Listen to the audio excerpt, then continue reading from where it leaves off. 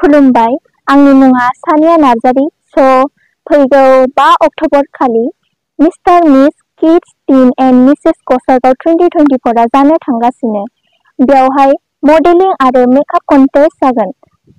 आसा खालामोदि बेयाव गोबाङानो पार्टिसिपेट खालामफैगोन आरो बे दिनखालि नोंथांमोना आंखौबो जाज महरै नुनो मोनगोन आरो आंजों लोगोसे गोबां टेलेन्टेड मानसिफोरखौबो नुनो मोनगोन गोजोन स रेजिस्ट्रेशनाबो जागासिनो दङ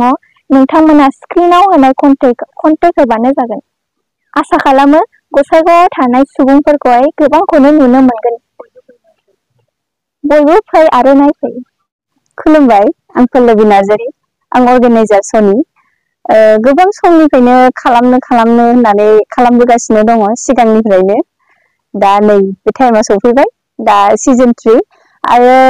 बेथ' जागोनानो मिस्टार मिस टीन नोंनि केटेगरिया जागोन नाथाय एबार बिराद मोजां मोनसे माबा दङ बेनो जाहैबाय मेकआप कम्पिटिशन जागोन बेनि गेजेराव जाय बाहागो लानो गोसो बेखौ खालामनो हागोन आरो बेनि गेजेराव मडेलफोरखौ लाबोनाङा मानो होनोबा जोंनावनो कन्टेस्टेन्ट दङ बेनिफ्रायनो नोंसोर सिलेक्शन खालामनानै आरामसे बेखौनो साजायनो हागोन आरोखि बेनोसै